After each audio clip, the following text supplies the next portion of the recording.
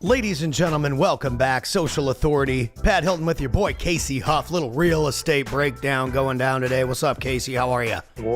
What's happening? What's happening? I see you guys are doing lots of deals. You got so many projects. You need more project managers. Let's freaking jump right into it and talk about what's going down in 2025 in Fort Worth real estate. Yeah, the beginning of the month has started off kind of slow. I think we were at I don't know, 4 or 5 contracts up into maybe about 10 days ago. And then it seems like everything busted loose. You know, we stayed the trenches, kept fighting, and now we're up to 17 as of this morning. And, you know, our acquisitions guys out walking a couple properties. So, you know, we're looking to hit that 20 to 22 mark again this month. I love it. I love it. Dude, I mean, 22 deals a month. Jiggle your jiggler there. That thing loves to give you trouble. But dude, I mean, most people out there who are getting started in real estate, they're looking to do maybe 5 deals a month so that they can replace their income.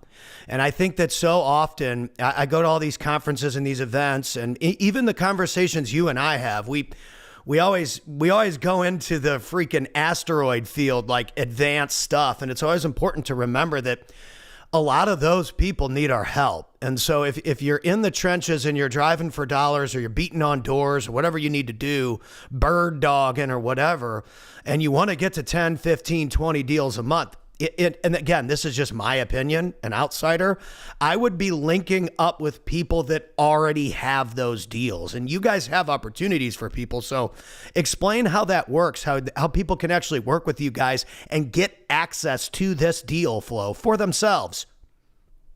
Yeah, I mean, we've had like our project manager, right, posting that we put today.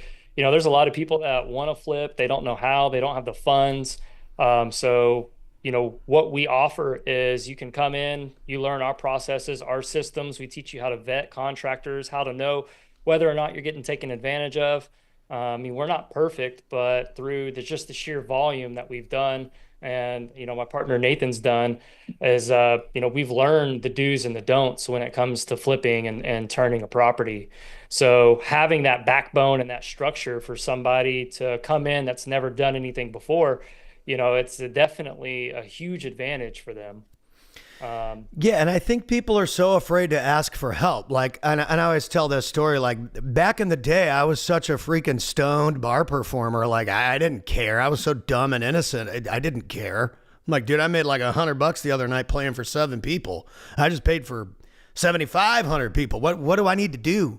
Like, clearly I'm good enough. Most people out there are good enough. They're qualified. They're knowledgeable. They're willing to do the work. They just don't know the right people. They're in the wrong environment. Yeah, I mean, it's you see it all the time. You know, a lot of people leaving these big box dispo companies now because it's, you know, it's getting more and more difficult to source deals and do deals. Where we run into is people, we make it so easy because, you know, we've been through the trenches and we've automated and built a lot of the processes and systems that people get in here and, you know, they do good for the first little bit. And then they realize, you know, now we're going to start holding you accountable and setting the standards and the expectations. And just like people starting in business, right, when things get hard, 99% of everybody wants to quit and go do the next thing that's flashy, that, you know, is easier. And they do that until it gets hard, and then they quit and go do something else. So, you know, those of us that are in any industry that are successful, once it got hard, we just doubled down, dug in, and worked through it. And I think that's what separates those that are doing it versus those that wish they could do it. I mean, in any industry. In any industry. And I saw Alex Hormozy had a clip where he was talking about the Matrix, where Neo's following Morpheus and they're walking down the street and he gets distracted by this chick in a red dress. Yep. And then once he turns around, it wasn't even a chick in a red dress. It was the Agent Smith guys trying to kill him the whole time.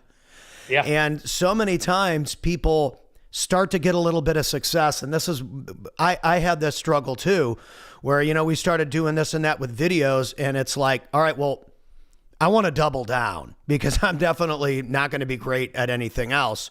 And this was at a time, 2018, 2019, 2020, where people hadn't really submitted to the fact that they had to be on social media yet. Like they still thought they could market without being someone that people see every day. And once COVID hit and everything locked down and you couldn't even go to the gym or church or any of this stuff. Well, here in Texas, we didn't even care. We went wherever we wanted. But in That's other true. places, they were telling you not to go anywhere. And it freaked everybody out. And so where did everybody go? TikTok, Instagram, Facebook. And if you were already there and you were already consistent, you easily began to capitalize quickly.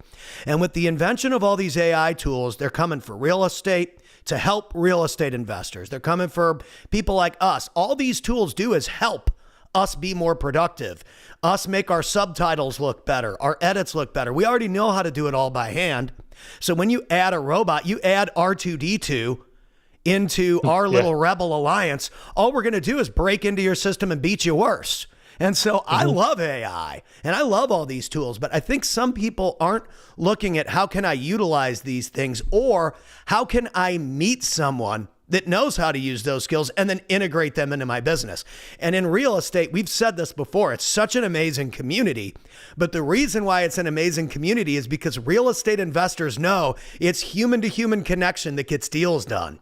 So you want as many people around you doing deals as possible so that you get more lead flow. And you guys do that really well. Nathan does that really well. Why is that so important? Especially with the bots coming. I think that human connection is going to be the 110% human connection people are going to put everybody else out of business. Yeah, I think, I think you hit the nail right on the head. There's definitely a spot in every business to use AI, right? The repetitive task and things like that. But when it comes to human interaction, sales, right? Like, yes, can you use a AI to set an appointment, to, get property condition and ask questions to get a response and alter that? But what they don't show is empathy. They can't alter the tonality of the conversation. They can't lead a conversation kind of like you can, just having a regular conversation with somebody. So yeah, I feel, that's one of the reasons why I've never gone virtual wholesaling or buying real estate, is because I have that mindset that if I can get in front of somebody, I can go smell their house, touch their house, apply our specific way of how we acquire deals, right? We're able to get those deals $15,000 to $20,000 deeper than if we would have just signed the contract on paper and gone. So, I mean, when you multiply that across 20 deals a month, let's say it's a 10K average, right? Doing belly to belly versus virtual, that's 200 grand a month times 12, that's an extra 2.4 million, that you're doing. That's like an entire revenue of a company. Yeah. Of going in person versus just doing it virtually. Yep. So yeah, I mean, that's kind of how we've done it. Other people might disagree. I'm sitting here considering going virtual, only wholesaling and using as much AI as possible just to challenge myself and my thoughts and beliefs, right? Just to get uncomfortable again and trying to build out another arm of the business. I was going to say, just run up transactions on one side and do the other same thing on the other side.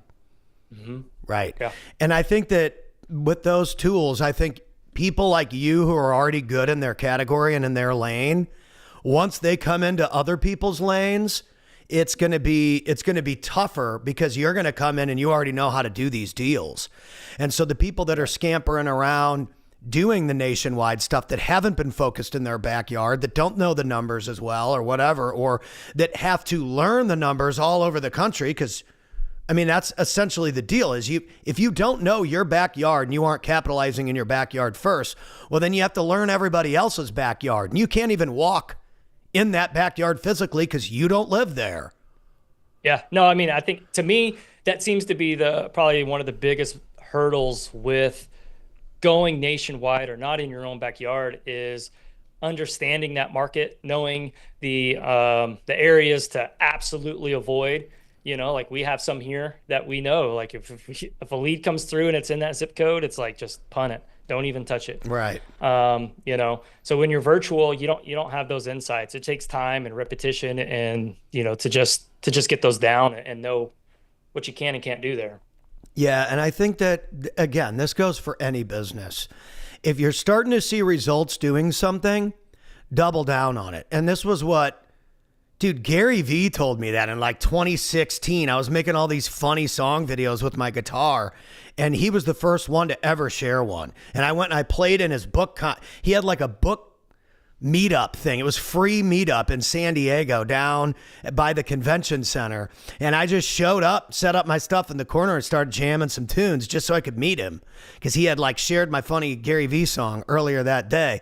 And I was talking to him about it. I'm like, dude, I mean, I play all over this area. I've been doing this my whole life. And I feel like if I don't find a way to crack the code here in the next few years, how's it ever going to work? And that's why I moved to California. This is the most competitive market. I want to play against the best people, and I want to figure out how I can outwork them with my style. And it wasn't that I was going to be a better vocalist. I definitely wasn't going to be a better guitar player. But as a songwriter, a creator, and a performer, that's how I was able to beat them. And he was like, dude, your shit is funny. It's creative. It's marketing and advertising based. So as long as you continue to do it in a way that markets people, why wouldn't anyone want to have you marketing them? And so I just kept singing about all kinds of people. And then the Cardones put me on that big stage. But I think that the time in between there, the year and a half that all my stuff got 67 views, and I was posting 2 or 3 song little videos a day, people were like, dude, you're crazy. Yeah. What are you doing? What are you doing? I mean, a solid year and a half. And then Cardone shared one of those and everyone was like, oh, dude, I always love these videos. And you can't get mad at people. It used to be so frustrating for me. But you can't get mad at people for not understanding when you haven't scored a big touchdown or hit the big field. They don't have a replay to look back at of you winning. So how would they even know that it works until you show them that it works? And I think that little phase is pretty lonely. And then it does kind of start to work. And now it's like, well, now I have to continue to duplicate this result and duplicate this result. And I think that's when you start to realize you've got a skill set that's unique, or you've got a category expertise that's unique.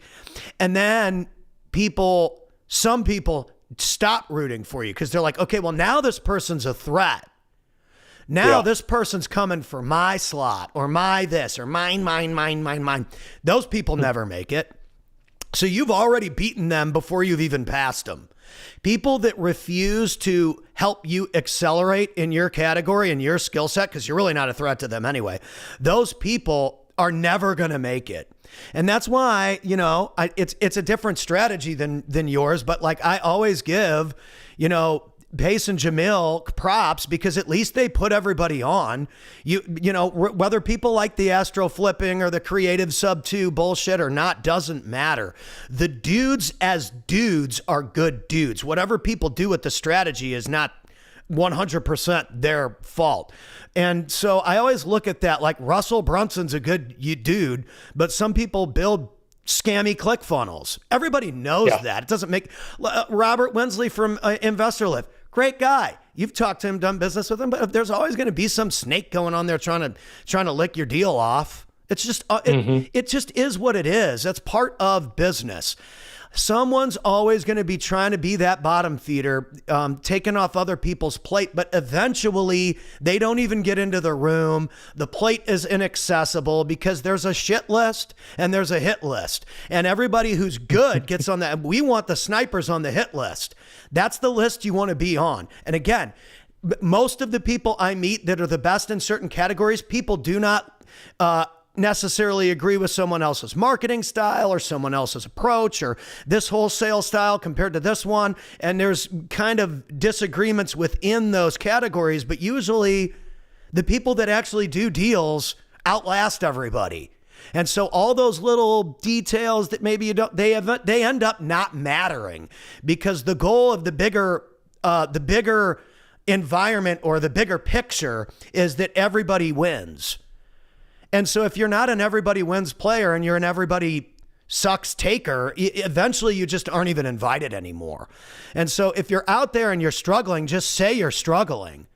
The smart thing for that person to do, if they wanted your deal, they should have just messaged you and tried to do the deal with you some kind of way so that they got, even if it was $5,000 or 10 grand or $3,500 or $2,500, you're better off getting somebody on your side so that you can make $2,500 4 times a month. Now you're a six-figure. Now you're doing 6 figures instead of trying to scam somebody out of a $20,000 deal. And now you just ruined your entire reputation for the rest of your life over 20 grand. That sounds like one of my old partners. It's not worth it. That's so stupid. 20 grand ain't going to get you very far. And you can always tell when somebody's got that brokey mindset because they think that's going to save them. It's not, dude. It's the long term. That's the only thing that works, especially now that social media and the internet is here because everybody knows everybody.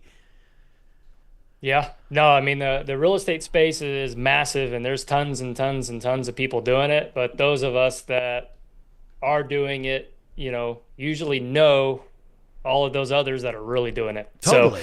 So, yeah. So it's when you can easily spot a phony or a newbie, right? Even as, they try as hard as can be to not come across as that. It's just to, accept it. It's like, yo, yeah, I'm new. Well, dude, looking to do my first deal. Just be the newbie. Who cares? And that's what I said. Like when I was coming into it, I just wanted to play. Like, dude, I've been playing on stages since I was a kid. I don't know shit really about business, but I have gigs every week. I must not be that bad at it. Let me play on stage. And what I realized was people who are great at business aren't necessarily great on stage at all. In fact, most of them are really boring and very, very hard to watch. And they don't know how to communicate well. And they're actually so intelligent that they have a tough time breaking it down into simple bullet points. And average idiots like me that are trying to really learn business and startup and foundational stuff have a hard time even listening to some of these advanced speakers because they don't know how to communicate to a general audience. And so that gave me even more of an advantage. I'm like, oh my gosh, well, this is great because I can explain this better than Captain Billionaire here. And so you always, from the outside, you always think if I got the $1 billion or I got this or I got that, then I made it. Everybody's going to know who I am and I'm going to have this. It's actually, sometimes it's the opposite. Some of the people I've met that are the $1 billion people, they were like, dude, the last thing I want to do is post Instagram videos. And I'm like, oh, really? Yeah, dude, I already made $1 billion. I'm like, oh yeah, that's true. You're a billionaire. I forgot. But those people can be like, hey, but if I was at your level, I would be doing exactly what you're doing. You want to be working with all the best people, and you want them to understand that you're an asset, a wingman, a service provider to them, because then you're going to get in with all the people with all the knowledge and the connections and the education that you need to get that startup going. You're doing everything right, but for me to go and do that is unnecessary. But of course, I need people like you. You kind of sounded like Kevin O'Leary. Kevin O'Leary's had all these content creators and strategists and all these things that work in all of his companies because all those business acquisitions need creative teams and social media marketing and ad campaigns and all that if he wants to grow his investments. Yep. And so it's important for us to think about the face of the company or the CEO of the company has become, or an investor that owns 30 companies or 30 properties or whatever. People want to get to know who they're dealing with, who they're investing with. And I think that's why Shark Tank and stuff like that's so popular now. People want to get to know you. Yeah, I mean, it's the same thing with our marketing, right? It's we're not hiding behind, a phony website. Like people know my face or my dog, whenever they get some marketing and come across our website or any pieces that we do. So, putting that face to the name, I think Yeah, it greatly helps. And I've always totally. done that since day one.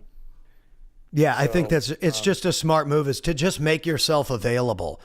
And you always just want to be where you're at. Trying to convince people that you're bigger or like more influential or any of that trying to be bigger than you really are, it's obvious when people yeah. try to do that. Like, you know what I mean? It just is. Like I get on here and you know me, like, dude, we've never done $1 million in revenue in 1 year. But so what? We're a digital agency, our overhead is X and there's a lot of scalability there. We operate lean and mean. We deliver every day for our people. What if I never did that number? I think I'd be okay. And so I think that some people would hear someone say that and be like, oh, and it's like, well, how am I ever going to get to that number if I'm forcing it and I'm selling too hard and I'm not leading with Being value, fake. right? Or I'm trying to act like I'm too big or too cool for school or I'm keynote ready or whatever. Like, dude, just keep being the best MC and then you'll eventually get there. Like, the bottom of the ladder is crowded. That was my fortune the other day at the Chinese buffet. The bottom of the ladder is crowded, so you might as well make yourself up into the middle or the 70%. Like somebody said, Drake is worth X. Like I don't know what it was, $200 million, $300 million, whatever the number is, dude. If you're an eighth or a 16th as big as he is, that's pretty big. Yeah. That's like huge. You're in the top 1% of the 1%. I think that's where a lot of new people get caught. As one of the groups we were in, a lot of us that have been doing this for 4 or 5 years were chiming in, having a conversation, and someone new chimed in and was like, "Hey, how do I learn? What y'all do? Just show me what to do, and I'll do it." And it's like, well, we learned from the guy that created the group, and we've all been doing his teachings for the last 4 or 5 years. So just go do what he's teaching now and then just pour in a bunch of time and effort and you'll be where we're at. So the time and effort thing is tough for people, dude. That's what so many people want to avoid. They want it now. And I remember when we were kids, and I've said this before, and I talked to a friend of mine about this. He's a drummer back home in St. Louis. He's unbelievable at drums. And he was like, man, I remember when like certain bands from our hometown, they got record deals and again, they got the big push and they got the radio play and they got this and that, whatever. And it's like, it's 20 years later now. And a lot of us, financially and creatively are doing better than a lot of those groups. And it's because we didn't get the radio play or the X amount of record deal. A lot of those record labels are closed now. And the funding for those albums was a loan. We didn't know this back then, but it's just a bank loan that you have to pay back. And you can never actually pay it back. So you end up making no money. And then they own you. Or they own the one thing that actually everybody heard. And so you don't know until you know. And I think that sometimes if you try to take the shortcut or you try to let somebody else turn you into what you need to be based on what they think people want, you're always going to lose your soul in the process. And so the time and the effort thing is unavoidable because even if you do get a big push, once that dies down, you have to put the time and the effort in anyway. You might have a little bit of a jump start, but maybe you don't. Yeah. I mean, it's that saying, if you can't manage money before you win the lottery, then you're going to lose everything that you won because you don't have the discipline and the habits. And we see that too. There's like all these money raisers online. Everybody's raising money for something. Some of it's really legit. And I think it's fantastic. And then other stuff, it's like you've seen somebody do it so many times and you're like, all right, well, it seems like this person's raising money for something every other week. Yep. Well, that's no different than those that, do real estate and credit repair, than business funding, than, they just bounce around because as soon as it gets hard, they want to try something else. And so, so when it comes to real estate and right now, from an outside perspective, if you're looking at real estate as a career, like, oh my gosh, interest rates are crazy and everything's so expensive and houses are sitting on the market. No one ever focuses on anything positive. They only go with the negative because the negative is what they hear the most. It's what gets published the most. It's what breaks the most headlines. You know, creating polarity is always something that gets attention, but it's always a good time to invest in real estate. And if you look at interest rates, even back when my parents bought their first house, it was damn near 20%. Yeah. I mean, it all interest rates aren't boils that down bad. Break that down for people. Why it's not that bad right now to get into this, and it's probably the best time there's ever been. I mean, a deal is always a deal, regardless of how the market or interest rates or anything is. I mean, if you're buying right in the right location and your numbers are where they're supposed to be, you have a solid process. You know, if we're gonna flip it, right? Like that always gets you out of no matter what the market does. It's those that go into these, you know, sub twos, right, with only $100, $200 cash flow. Yeah, you got to be careful Then with that. taxes and insurance goes up, and now you're negative cash flowing. You know, some people are so hungry to flip and do deals that, you know, they'll go put $30,000, $40,000 into a rehab. And there's so many that whenever they're looking for their first one, they're like, if I just break even, I'm happy. And I'm like, well, why would you want to do this for practice? Just wait and get that perfect deal. So, I mean, interest rates, I think, you know, we stay in that $400,000 price point and below. Like we're starting to experiment with the hires up to 800,000, but we're only doing one or two at a time and then waiting to see how that happens. But that's that window that I think has the most effect when the interest rates change and stuff, because that buyer is typically stretching to get there. So those that have money are just going to put a huge amount down, or they're going to pay cash for it. And first time buyer, I mean, it is what it is. You know, there's always going to be first time buyers out there. Right. So I think knowing your asset and your end buyer before you even go into trying to do your first deal is important. Yeah, and let's break down buying right. Yeah. Let's break down buying right, because I have a friend. He posted a video. Is Nick Perry. You might know Nick. I like Nick, by the way. And he posted a video and he's like, here's 3 tips for multimillionaire on how to do the deals. And the guy's like, buy right. It's like, oh my gosh, bro. Well, of course you're going to say that. And God bless them. I get what they're saying. I've seen 80 million videos with the same script. ChatGPT must have come up with that script for you guys. I love you. But it doesn't even help me, the MC who's been in the room for 5. What does that mean? Buy right. Can we break down what buy right means for people? Because I think that I'm dumb enough to admit that I don't get what that means.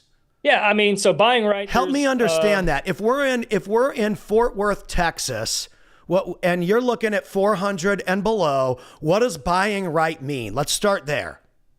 So buying right, the first thing that you want to look at is what is the after repair value of the property. If the property is, you make it look like it was built yesterday, what is that going to sell for based on previous sales data, right? So that's your ceiling. Let's just say it's $300,000. Okay.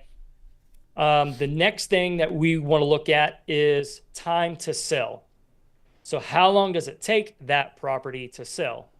So if it's, you know, like some people have, if it's 30 days or under, I'm willing to pay a little bit higher percentage of the 300,000.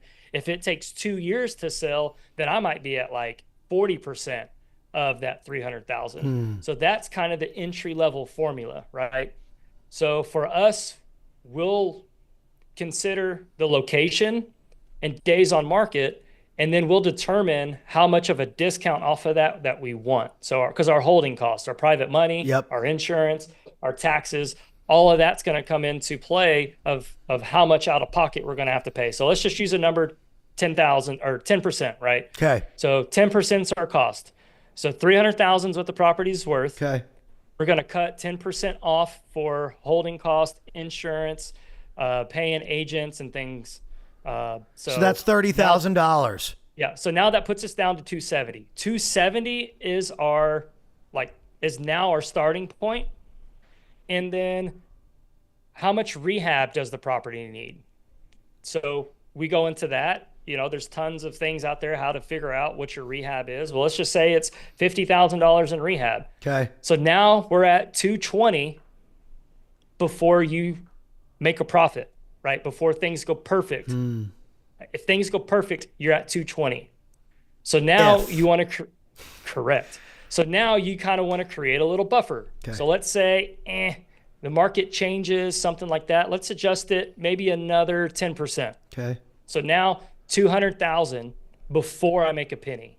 So now, based on how long you're going to rehab the property, your holding cost and stuff like that you're estimating, how much money do you want to make? Are you okay? Like for us, we want to try to be dollar for dollar. So if it's a 30K rehab, we want to try to make 30.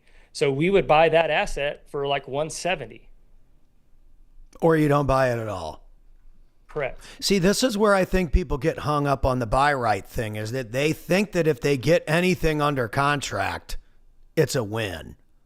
You got to be careful with that. You see so many wholesalers, they're like, okay, it's ARV's 300, that after repair value, buy now for 200. You have $100,000 spread, go to town. And then you look at it and it's like, okay, well, 10%, there's 30K off of it. Now I have 70, and the house is a full gut job. Like it's outside, then you open up the door and it's just studs. And I'm like, well, I might as well demo that house and start over. I was going to say, you might as well knock it over. So they just think, oh, I have $100,000 spread. They don't understand that we have costs associated with buying that cuts into that 100K. Then you have the rehab that cuts into that 100K. And then by the time it's all said and done, you're going to have $70,000, $80,000 in holding cost and rehab to only make 20. Now, some people are okay with that, but for us, like, that's not buying right for you. Correct. We will honor a relationship that we've built buying from a wholesaler and make that small amount. Right. But if a new wholesaler brought that to us, we would pass on it. Got it. So this is important to think. And by the way, for people that are out there making videos, this is important for you to think about. And I know that in a 20-second, 30-second clip, you don't have as much time as we do here on this type of a recording process. But like, most people don't know what buy right means. They just say it on a video and expect everybody in the world to know, oh, well, just buy it right. It's like, well, if you just eat in a calorie deficit, you'll lose weight. It's like, dude, cool. Okay. Well, yeah, it's easier said than done. 91% of us all are still fat asses. So can you explain what that means, please?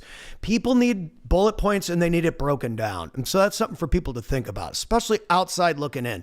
No one wants to admit that they're a dumbass. I don't really care. But that's part of the reason why I think we get the questions and we get the answers. I'm walking around with a microphone a lot in these auditoriums, and I can see the fear on somebody's face. They don't even want to ask because they don't want to look stupid. That's not fair to the audience. Yeah. No, I mean, that's... You know what I mean?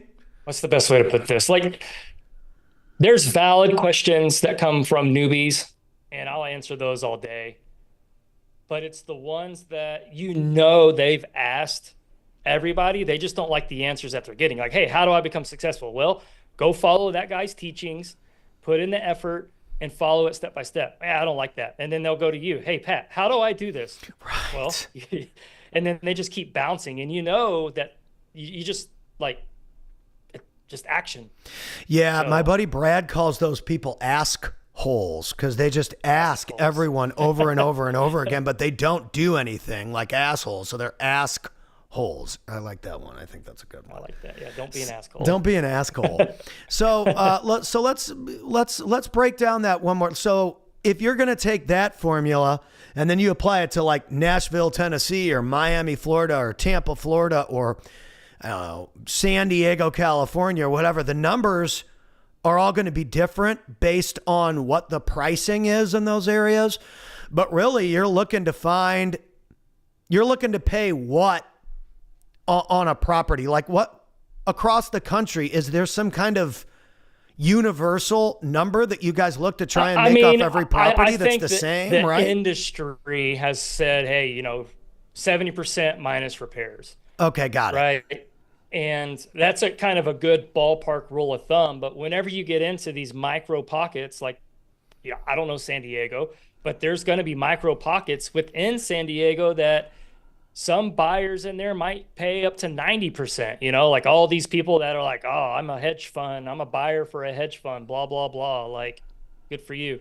But I mean, Yeah, it must be there are nice. people, yeah, like, hey, hedge funds, hit me up for some marketing, right? Right. And just let's get rid of the buyers. But Yeah. so yeah, I think there's pockets within areas of the Metroplex that, we'll do 75, we'll do 80 because we know it. We know it's so good. We know that house is going to need foundation, plumbing, XYZ. We're going to spend this much money. It's going to sell this fast. This is the finish out, right? So over Mm. time, we've done so many repetitions that we know. Whenever we get into the outskirts, the small towns outside of DFW, that 70% is now going to go down to 50, 40, 30. Or, hey, we're only going to buy it for land value. I don't care if the house was built yesterday. I only want it for the dirt. Right. And if they say no, adios. On to the next one. And that Correct. right there, that's what people struggle with. I did that Closers Olympics thing 2 years in a row. I like emceed it.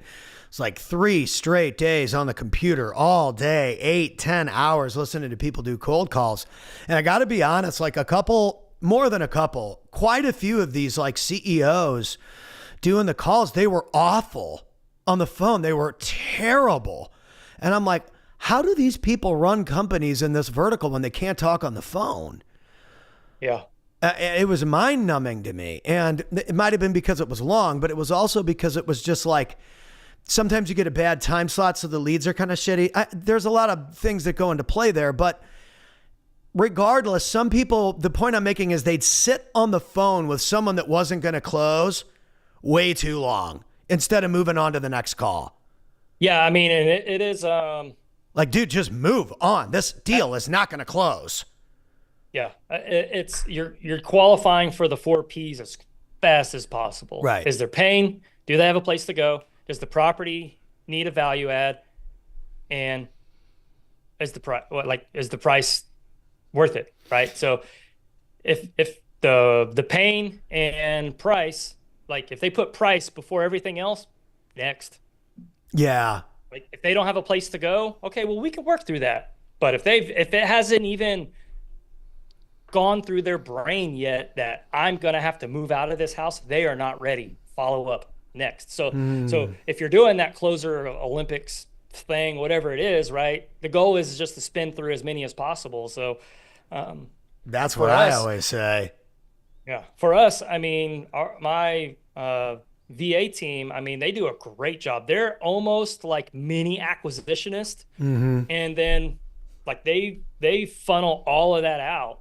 And then my acquisitions team, man, they're just literally like, I think of it as like guided fishing. It's like, look, just throw your lure within 20 feet of that rock and you're going to catch a fish. Yeah. Like that's how easy the system I've built and we've kind of just dialed in over the last 3 years of outbound marketing. And so, like it's easy shooting fish in a barrel, but I because love it. I'm up here every single day grinding away, looking at our metrics, trying to get better, looking at the data, trying to get better, Yeah. faster, teaching the team. I mean, that's what it takes. Yeah. And I love that you guys have the agent side and the investor side, and you're building internal style softwares to integrate into these things too, because I will always think real estate agents are important. And maybe that's just because I'm not a competitive real estate investor. It's not really necessarily my career path. But dude, I am never going to buy people like me who are just plain consumers that aren't like investors. They're never going to do anything but traditional financing and on market and X, Correct. Y, and Z. The agent will always be needed just because of that right there, what you said. There's more traditional people buying and selling real estate than there are investors. And so I don't know, the cloud of realtors is needed, right? So don't try to change what is it? What it's already what they say. works. Don't try to change habits, right? So just lean into it and try to make those habits easier and more pain-free for people. Like that's one of the software course that I'm going through. If you're creating a software that's changing a habit, you're going to have a very hard time scaling that and getting it to catch on. But if you're making habits better, like AI, then it's much easier. Yeah. So, and that's kind of how I feel with agents. It's just gotta Yeah, have 'em. and that's why you guys provide tools for people. I mean, there's a lot of people out there that are trying to bring in agents so that they can grow, they can do more deals and stuff. But what kind of tools do I get when I show up? And I think that's really a deciding factor. And who's the leadership? Yeah, that's definitely what's setting us apart from pretty much all other, from what I understand. I'm not an agent, haven't been in other brokerages, but the agents that have came here, we provide them with the tools to teach them how to purchase properties with an investor mindset. Because we are buying and acquiring so many, we're pretty much giving them listings to make money, right? Just here's a fully flipped house. Here's how we want you to market it. Here's what you're going to get paid once it sells, right? Boom, quick and easy. And then, they're setting up how to the lead generations. So getting those typical retail listings and providing those opportunities for them as well as all the properties that they're already listing, they're getting leads on. So if somebody calls in on that property and doesn't qualify for it or doesn't like it, it's like, hey, well, we have another 200 over here that, maybe you'd be interested in one of those. Right. So Yeah, yeah. you just got to think about what is the best way to get the job done, and how can I help other people get the job done? And I think where people screw up is they're like, well, I got the job done once myself. I'm not going to show anybody anything or talk to anybody about anything. And then they corner themselves and they're constantly relying on themselves instead of branching out and becoming an asset to the entire industry. I think that there's just so much opportunity out there, dude. And again, it's sometimes like I always want to make sure that I do that, especially on the show. It's like, it's okay to be a freaking a dumbass, or I feel like you're asking dumbass questions. Like people get on a video and they say, "Oh, just buy right," and no one ever wants to be like, "What the fuck does that mean?" Yeah. I don't do real estate. Of course I don't know. What does that mean? Break it down. And when you ask someone to break it down, I think a lot of people, they might not even know how to break it down, but they make millions of dollars. It doesn't mean that the person is unqualified. I'm not saying that you're unqualified or that you're not a multimillionaire or blah, blah, blah, blah, blah, blah, blah. What I'm saying is that the way that you communicate it to somebody on video or to the new agent coming into your office is going to determine whether your company succeeds moving forward in the future or not. I can't just say, oh, I mean, you just swing the bat. You just get out there and you just swing the bat and you'll eventually hit home runs. People would be like, okay, Pat. People are like, well, dude, how do I get on more stages? How do I speak on more stages? People ask me that all the time. And I'm like, well, one of the reasons why I get on stages is because I'm not a speaker. I'm an entertainer. So you can't possibly ask me why I'm able to get on all these different stages when I'm not a speaker. I'm an entertainer. I'm there to entertain the audience. You're trying to be a speaker. Those are two totally different things. You might not qualify. Casey, the real estate guy, is not going to speak at Bedros Keuilian Live. It's not about real estate. No, it doesn't mean you're not great. It doesn't mean you wouldn't do a great job there. But it's not about real estate. They're not talking about what you do. So therefore, how do you become so great at speaking about a variety of different things to where your real estate is your business, but people want to hear about like you've said, fitness, family, life, soccer is important to you. I'm like, hey, dude, can you come over and hop on the stage and speak? I got it all set up in the living room. You're only an hour away. And you're like, no, dude, I mean, I have soccer. That's more important. I'm like, oh, yeah, soccer's more important. Like, dude, it's some people, they got stuff going on. All right. But so it's important to think about that. Like real estate events might be great for some people to speak at. So then you need to message people clips of you talking about real estate if you want to be a speaker.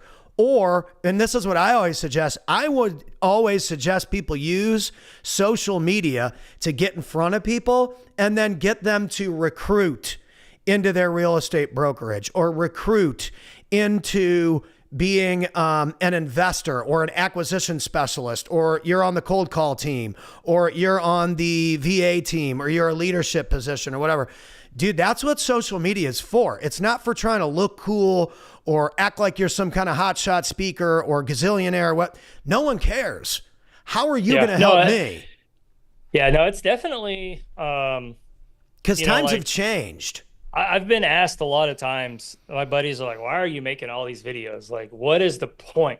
I'm like, "Well, the point hasn't came out yet, but it has made it easier to whenever we are needing to fill a position and a certain role. Between Nathan and I, we're both out here enough to, hey, we're actually walking the walk and doing the business. So, you're coming in somewhere with good people and good processes that you're set up to succeed, and not kind of like, I don't really know, but I'm going to give it a try. Well, and the other thing that you're doing is the consistency. Nathan's good about it too. He's got his own style of like a copywriting style post with a picture, right? Mm-hmm. Like that's his approach, and that works for his personality. And the people that are watching that you already know, here's something people mistake with social media. The people that you know are always going to be the first people to be like, dude, what are you doing?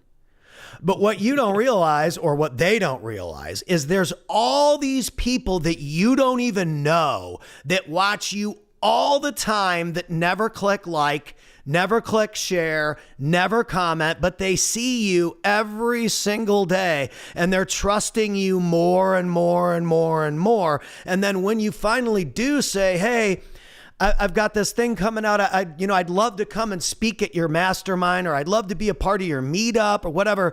You're going to be the first person that they message. Yeah. But the people that are always out there saying they deserve to be speaking, or they deserve this, or they want to, nobody wants to book those people. They don't. They want to book the person that's got a track record of staying in one category, one lane, whatever. Right? Like the guy this weekend, he's a fitness guy.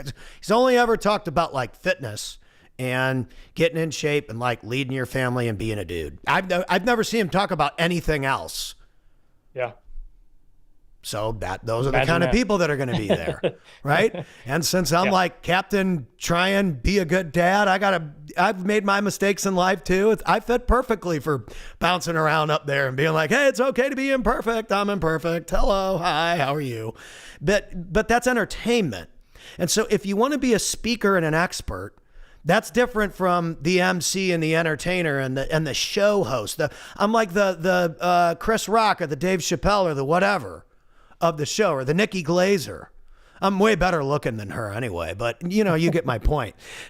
Yeah. No, 100%. You got to think about how your gear fits into the bigger machine. And in real estate, there's so many little pieces in just wholesaling that one person does differently than the other person or this person. We want to hear all 5 perspectives. So be great in that one little gear shift. And if you guys are able to provide opportunities for people in multiple pieces of the machine, well, dude, you're going to be really difficult to beat because most people can't cover that much ground. I can't. I stay in my little corner. Yeah. But being a brokerage and an investment company that's a local home buyer, and then software. And dude, you guys are going to expand. You're going to get to a point where, and it's already happening because somebody made a post about it this morning. You're going to expand so heavy here once you really hit the button that everybody's going to be like, oh my gosh, I want to work there. I want to do this. I want to do that. And then you're going to have to get really selective about what you say yes to and what you say no to. Yeah, no, 100%. I have a list of things that we can easily add to our systems and processes that we're doing. It's just, is the juice worth the squeeze? Just because we can add it doesn't necessarily mean we should. So we're already almost there. Highly selective on what I spend my time on. I'm probably more analyzing like what's the ROI on time that's going to have a huge yield on the backside for the company versus when I first started out, it was whatever I got to do to do a deal, I'm going to do a Right. deal. So that's definitely a change, and learning how to work through others. That's probably been the biggest shift in mindset in You 2024 can't do it and all yourself. 2025. Yeah, is delegating. And the current operation that we have right now that we've built, there's really only one piece left that I haven't really let go of, and I'm in the process of doing that right now. And then, I mean, my work week's really going to dwindle down, but it's going to allow me to buy back that time to where I can start building out all those other little gears and pieces Well, that's the to thing where the about machine you just is keeps that, growing. yeah, when you buy back your time, then you're always like, oh man, I got all these new fires I'm dealing with. You Yeah. find all this new shit. I'm always like, Mhm. gosh, man, he was clean for a couple days, and then he found a whole nother closet to unpack, dude. And Yeah. that's why it's a long term game. You can't get too hung up on what worked yesterday. You always have to be continuing to innovate. And even with the short form videos, you got to have short form videos every day. But it's like, dude, this podcasting thing. I read a thing. There's 584 million podcast listeners on the planet, and there's like 1 million shows. But Yeah, it's there's crazy. like no competition in podcasting. And I think that's why, back to the square one, it's so easy to rig your numbers because it's like there's no one even looking at that one little metric because no one's competing with you. So you can go in there, you could juice your numbers a little bit, turn that little lever, get some Bangladesh and Egyptian listeners, and it looks like you're top dog out of the top 50 shows on Apple Podcasts. Then I go to the person's YouTube channel and they don't exist. Yeah. It's never, ever a smart play because those people that do that, what they don't understand, it's not everybody, by the way, but they're out there. You are losing deal flow because someone that did trust you, that's got that, $3 million business with 30% margins and they want to exit, they're going to find out that you're full of hot air and they're not going to do the transaction with you. They're going to choose somebody else. It's not always about who's got the biggest following. It's who's the most trusted. So, No, 100%. I think one of your clients I started watching on business acquisition because it's like, oh, it'd be Kyle, great to add. Yeah, it'd be great to add HVAC and plumbing and electric. I'm tired. Like, man, these guys make so much money off of us. bro, I So, am so ready for when you dive into that. I'm ready because I think for me, I just talked to him about that 2 days ago. Where I was like, man, blah, blah, blah, blah, blah, and this and that and the other thing. I'm so grateful, and my life has changed so much, and this and that and the other thing. And he said it. He's like, you want more? I'm like, yeah, man, I want more. That's not bad. No, it's not bad.